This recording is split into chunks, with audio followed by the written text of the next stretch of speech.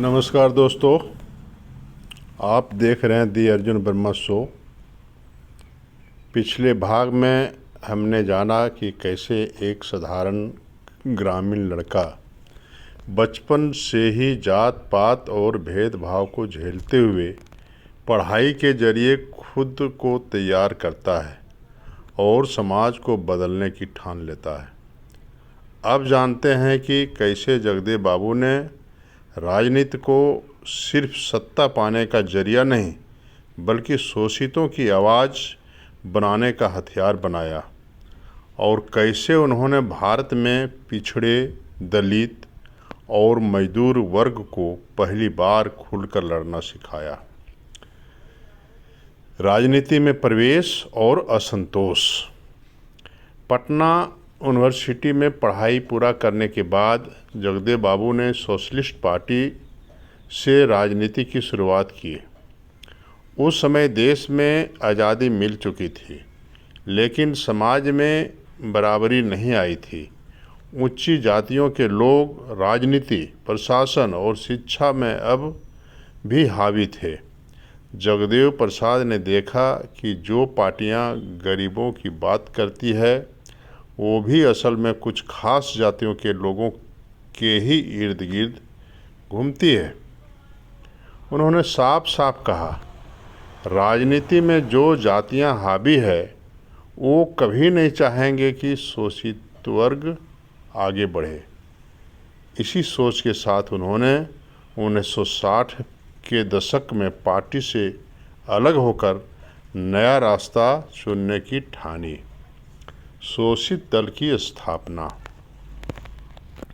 1967 में जगदेव बाबू ने शोषित दल नाम की पार्टी बनाई। यह सिर्फ एक पार्टी नहीं थी, यह था एक आंदोलन। पिछड़ों, दलितों, अति पिछड़ों और आदिवासियों को उनके हक और सम्मान की लड़ाई में संगठित करने का। उन्होंने साफ कहा, अगर हम 90% है तो सत्ता में भी हमारा 90% हक है। यह नारा उस समय बिजली की तरह फैल गया, क्योंकि हजारों सालों से चुप रहने वाला समाज अब जगना शुरू कर चुका था। शोषित दल ने बिहार की राजनीति में एक नया रास्ता खोल दिया। अब तक जो चुप थे, डरते थे, वे भी मंचों पर आने लगे, हक की बात करने लगे और शोषण को खुलकर ललकारने लगे। क्रांतिकारी नारे और विचारधारा। जगदेव बाबू के नारे आज भी इतिहास में दर्ज है। उन्होंने कहा था, जो जमीन को जोते वो खाए, जो हल चलाए वही गाए, और जो खून पसीना बहाए वही शासन चलाए। उन्होंने मार्क्सवादी स्वर्णवादी सत्ता को चुनौती दी, बिना डर, बिना झुके। उनके विचार थे, जाति तोड़ो, सत्ता लो, शिक्षा पाओ, संगठन बनाओ और अत्याचार का डटकर मुकाबला करो।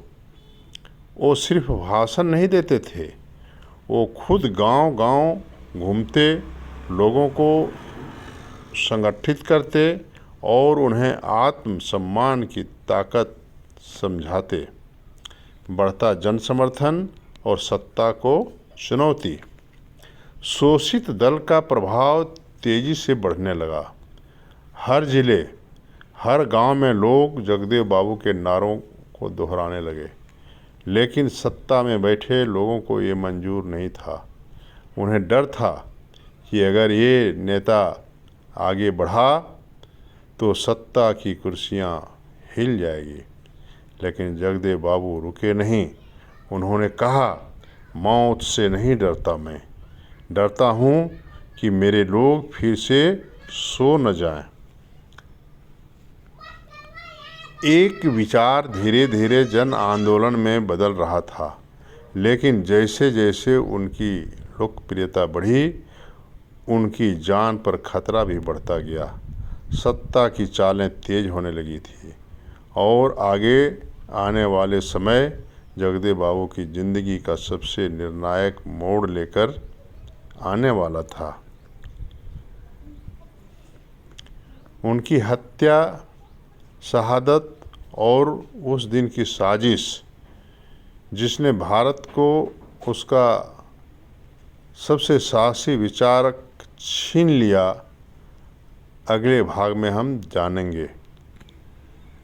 अगर आपको ये वीडियो प्रेरणादायक लगा हो तो इसे लाइक करें, शेयर करें और हमारे चैनल दी अर्जुन वर्मा शो को सब्सक्राइब करना न भूलें। कमेंट करके बताइए, क्या आज भी शोषितों को वो हक मिला है जिसकी लड़ाई जगदेव बाबू ने लड़ी थी। मिलते हैं अगले भाग में। शहीद जगदेव प्रसाद भाग 3, शहादत और साजिश का सच। जय हिंद, जय भारत, वंदे मातरम।